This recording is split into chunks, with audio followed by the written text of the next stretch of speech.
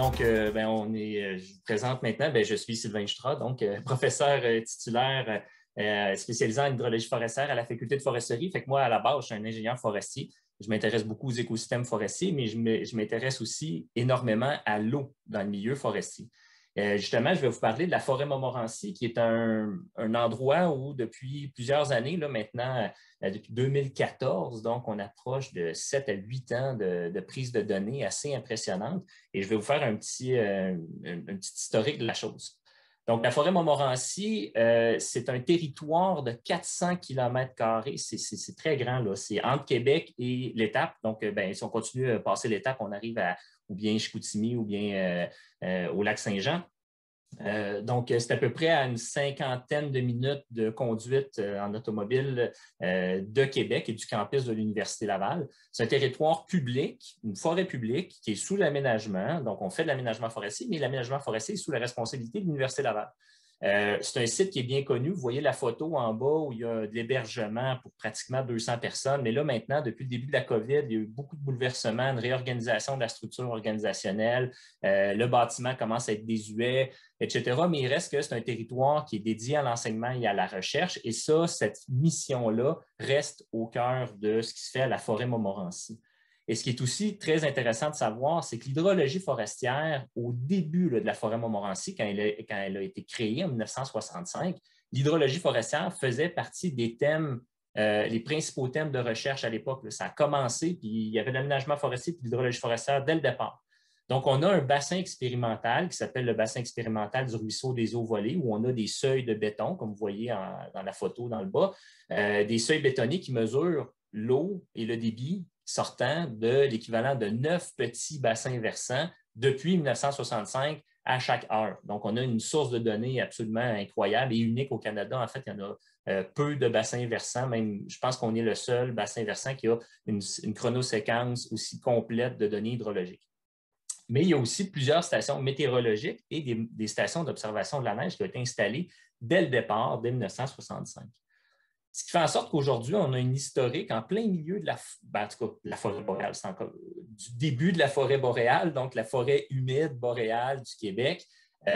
On a des données depuis plus de 50 ans et voici les données des moyennes climatiques, les normales climatiques qui ont été produites par Environnement Canada pour les 30 dernières années. Ce qu'il faut retenir, c'est qu'il neige tout le temps, il pleut tout le temps, puis il y en a beaucoup. Donc, on a des précipitations annuelles qui atteignent presque 1600 mm de précipitations par année en moyenne.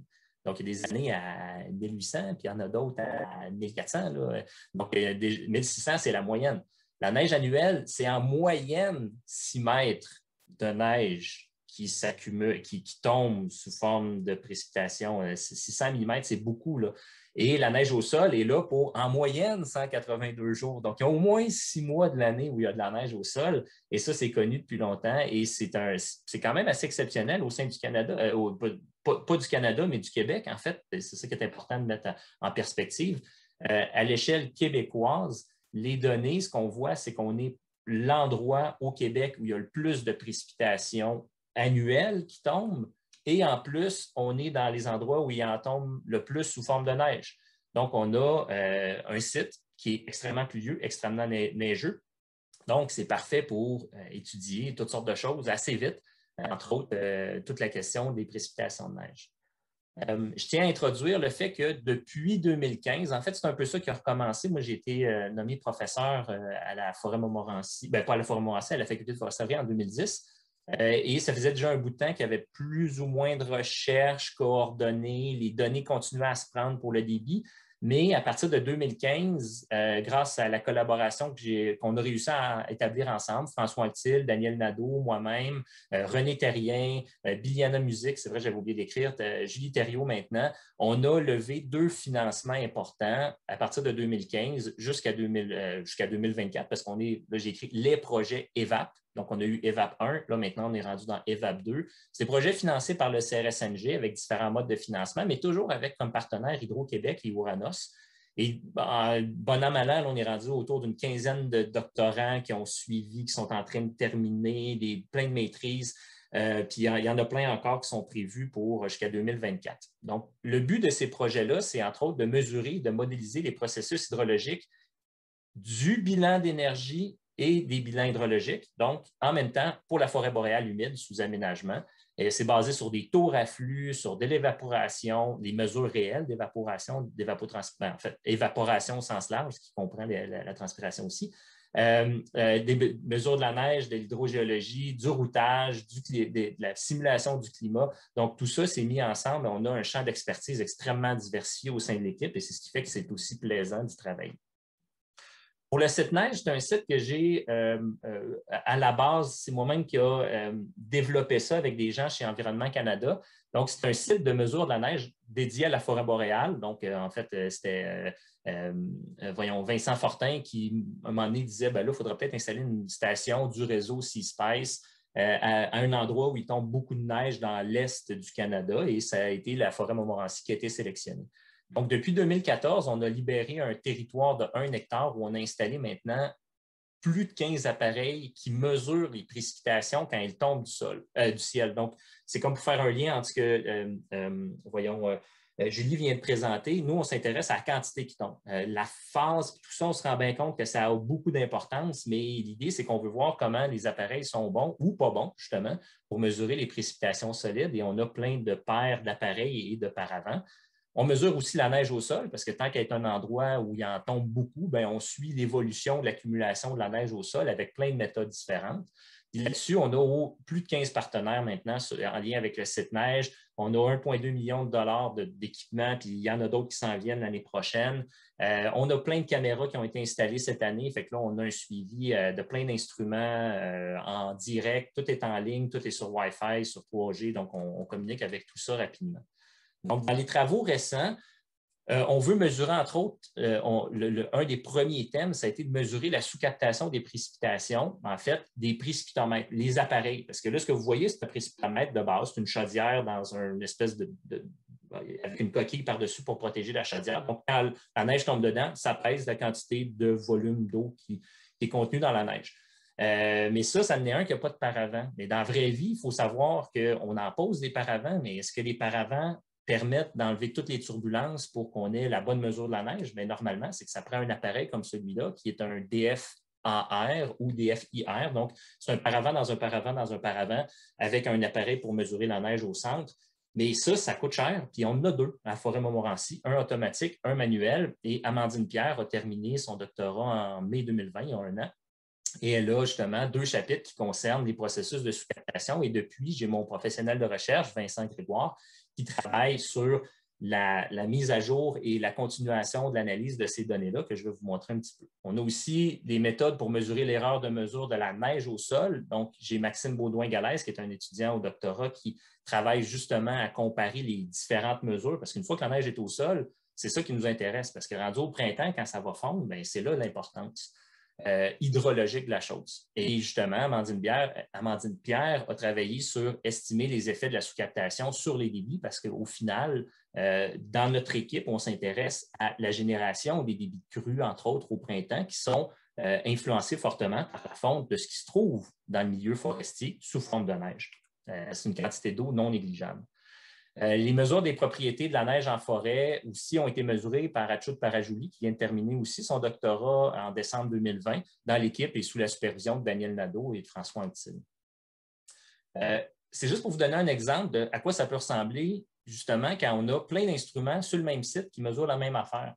C'est qu'au début de l'année, il n'y a pas trop de problèmes. Là, c'est de décembre, c'est en 2017-2018, de décembre jusqu'à mars pour la forêt Montmorency. Si vous regardez, là, il a tombé en équivalent de neige mesurée par les instruments, presque 800 mm de précipitation dans notre meilleur appareil, celui où on enlève toutes les informations. En fait, il est supposé ramasser 100% des précipitations. Mais au final, on se rend bien compte que pratiquement, quand on regarde la fin de la courbe, entre les pires appareils qui n'ont pas de paravent, il y a quasiment 20% à 25% d'erreurs. Mais quand on rentre ça dans nos modèles hydrologiques, ça pourrait avoir des conséquences importantes parce qu'on mesure mal la neige. On le sait, puis il faut ajuster ces choses-là. Et justement, pour les ajustements, on a, ça c'est les données les plus récentes qu'on a à l'heure actuelle, où on a chaque appareil comparé pour la première ligne, c'est les précipitations solides, la deuxième, c'est les précipitations mixtes, et la troisième, c'est les précipitations liquides. Donc, on se rend compte qu'il y a de la sous-captation sur toutes les différentes phases de la neige, mais même là, Nous, on n'est pas des experts dans la caractérisation de la phase. Donc, on a utilisé des thèmes assez sommaires pour séparer les phases de la neige quand elle tombe. Sauf qu'en bout de ligne, il y a une science importante à aller développer. C'est entre autres l'équipe de Julie qui va travailler sur ces questions-là. Ensuite, on a, c'était juste pour vous montrer que justement, on a pratiquement 300 points d'observation horaire pour être capable de dire, bien, la captation, parce que ce qu'on voit, c'est un indice de captation, c'est l'appareil, quelle quantité de neige il a mesuré par rapport à ce qui est supposé être la vérité. Puis plus le vent est fort, plus on se retrouve avec des biais qui vont des fois jusqu'à 50 %. Donc, l'appareil mesure juste 50 % de la neige qui tombe dans certaines situations de tempête où il vente très fort. Entre autres, là, quand il n'y a pas de paravent, c'est les pires façons de faire les choses. Amandine a travaillé sur des méthodes où on essaie justement d'ajuster avec des équations, ce que je viens de vous présenter avant, on génère des équations avec ces genres de données-là, mais il y a beaucoup de variabilité naturelle. Donc, Amandine a dit, pourquoi on ne fait pas des ajustements probabilistes de la chose? Et à partir des données, on pourrait générer non pas une seule donnée de précipitation annuelle, mais bien une variabilité qui est des séries, plusieurs itérations. Et ça pourrait avoir des rôles importants au niveau de l'hydrologie. Je vais maintenant passer la parole à Maxime Baudouin-Galaise pour qu'il nous présente justement les comparaisons des mesures manuelles d'équivalent eau de la neige. Donc, Maxime. Oui, bonjour tout le monde. Dans le fond, je vais vous présenter dans le fond les données d'un article qui est présentement en fin de développement sur la comparaison des données manuelles. Entre 2016 et 2020, il y avait des données hebdomadaires qui étaient faites au site neige de la mesure manuelle du SWI, qui fait un total là, de 87 journées de sortie où il y a des déplacements au site neige pour faire une fosse à neige, en plus de 3 réplicas de 3 carottiers différents, dont on voit les images des carottiers, soit le Carpenter, un carottier à plus faible diamètre qui est utilisé justement là, pour les lignes à neige. Il y a le Super Carottier en bleu, qui est le carottier conçu par Hydro-Québec, et le carottier qu'on dit carottier UL en gris, lui aussi en grand diamètre, qui a été conçu par le laboratoire d'hydrologie forestière. Premier résultat, c'était de comparer, dans le fond, pour les 3 réplicas de chacun de ces carottiers-là, c'est de voir quelle est la variabilité moyenne en prenant, dans le fond, toutes ces données-là à chaque jour, en faisant une moyenne pour les données qu'on a. On voit que les carottiers à grand diamètre vont donner une donnée très similaire entre eux, autour de 4 %. Et le Carpenter va avoir une variabilité un peu plus élevée, mais il faut quand même considérer que pour plusieurs journées, où le Carpenter n'était pas possible d'avoir 3 réplicas avec une donnée fiable. Ce que je veux dire, c'est que quand on regarde l'épaisseur de la carotte sur l'épaisseur de neige, pour que la donnée soit valide, il faut qu'elle soit de 60 %. Mais il y a quand même 19 journées dans les 87 où le Carpenter n'était pas possible d'avoir 3 carottes fiables, où il fallait prendre plusieurs reprises pour avoir une bonne donnée. C'est quand même un autre résultat que parfois le Carpenter ne peut pas avoir un bon résultat. Donc, si on s'attarde seulement à l'incertitude associée aux instruments, on regarde sur la loi de propagation des incertitudes, chaque mesure avec chaque instrument pris pour faire le calcul du SWI total, on a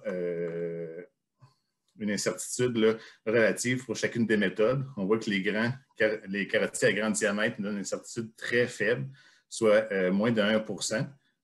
Pour les carottiers, dans le fond, l'incertitude est seulement due à 2 masses qui sont pris, soit le carottier ou une chaudière vide par rapport carottier plein ou chaudière pleine pour soustraire les 2 poids puis avoir la masse de la carotte.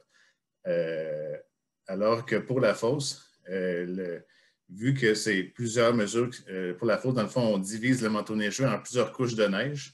Puis dans le fond, pour chacune de ces couches-là, on prend des masses avec une pelle à neige d'un volume précis pour avoir sa densité fois son épaisseur. On va calculer dans le fond un SWI pour chaque couche qu'on additionne pour avoir un SWI total.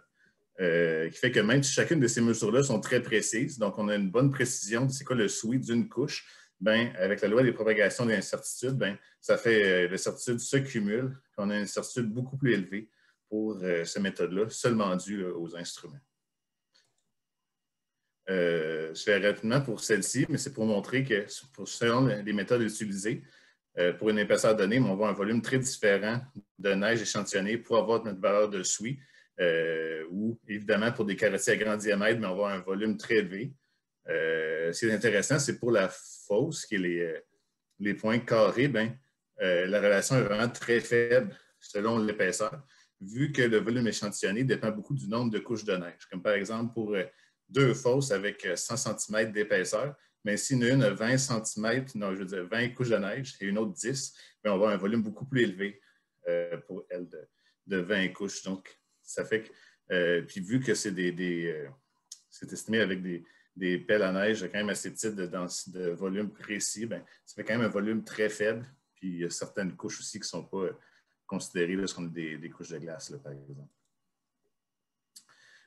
Fait que ces données-là, en considérant là, que le carottier-vel a un volume très élevé, des faibles incertitudes, faible variabilité, on pourrait considérer que ce soit la valeur de référence. Et quand on compare aux autres méthodes, on voit qu'elle est très proche du supercarottier, ce qui est normal. On aurait pu aussi le considérer comme une référence. C'est simplement qu'il y a une moins grande échelle temporelle de données par rapport au carottier-vel pour nous. Et le Carpenter et la fosse vont avoir une erreur beaucoup plus élevée comparativement au carottier-vel. Ce qui met en doute là, que la fosse, pour l'estimation du SUI, ne pourrait pas être la mesure la plus précise. C'est une donnée qui reste tout de même intéressante pour avoir une meilleure idée de caractéristiques de notre manteau neigeux. Mais si on veut seulement s'adapter au SUI, comme pour calibrer avec un capteur automatisé l'équivalent d'eau de la neige, mais ce n'est peut-être pas la méthode la plus précise. Ce serait sûrement un carottier à grand diamètre le plus adéquat. Merci. Merci beaucoup, Maxime. Donc, ça fait justement le tour d'une étude récente qu'on vient juste de terminer à ce sujet-là. Maxime va justement publier ça bientôt. Et moi, je vais terminer en vous présentant quelques travaux à venir à la Forêt Montmorency et au site neige. En fait, ce qu'on veut, c'est dans l'avenir optimiser la mesure de la neige en forêt parce que entre ce qui se passe dans une station météo où on installe certains instruments et ce qui se passe en forêt, il y a une bonne différence. En ce moment, à la Forêt Montmorency, ça fait 1 mois que sur la station météo, il n'y a plus de neige et il en reste encore en forêt. Donc, ça a une importance dans la question de décalage entre la modélisation de ce qui se passe sur le bassin versant et ce qui se passe dans nos stations météo. Donc, on veut calibrer les GEMON ou le CS725, qui sont des appareils qui mesurent de façon automatique l'équivalent en eau de la neige avec les comparaisons manuelles. Et on veut en faire l'usage pendant l'été pour l'équivalent en eau, en fait, la teneur en eau du sol. C'est Maxime Baudouin-Galaise, Mathieu Gilina qui vont travailler sur ces questions-là. On vient de recruter, là, Mathieu. Ensuite, les mesures fines de la répartition de la neige en forêt sont faites, entre autres, par Achout Parajouli, qui vient de terminer, mais aussi Benjamin Bouchard, qui est candidat au doctorat, qui font un travail extraordinaire sur trouver dans les trouées la répartition spatiale et la densité de la neige, entre autres, à l'intérieur des trouées, une fois qu'elle est au sol. Et tout ça, bien, on veut le rattacher à une grande échelle, donc la cartographie multi-échelle de la répartition de la neige en forêt. Je viens de recruter un étudiant qui est un ingénieur géomaticien, Jean-Michel Saint-Pierre, qui va travailler sur cette question-là dans les 2 prochaines années. On veut aussi, bien sûr, essayer de rattacher les travaux de sous-captation qu'on a sur le site neige et la mesure de la neige au sol avec la phase, le vent, les données radar verticales vers le sol. Il va y avoir une tour sentinelle où Julie Thériault va venir installer d'autres instruments et collaborer. On a aussi un travail exceptionnel qui se fait de la part d'Alain Royer et son équipe sur les radars micro-ondes qui sont développés, validés et ajustés à la Forêt Montmorency, mais pour éventuellement se retrouver dans le ciel. Et ensuite, bien, on veut continuer avec le ministère, les projets avec le ministère de l'Environnement, Environnement Canada, avec Hydro-Québec ou même avec vous. Donc, c'était ma finale pour vous dire que justement, on a beaucoup de partenaires sur le site et on en veut d'autres. Donc, c'est le principe de la Forêt Montmorency. On veut en apprendre encore plus sur la neige et on est prêt pour plusieurs années.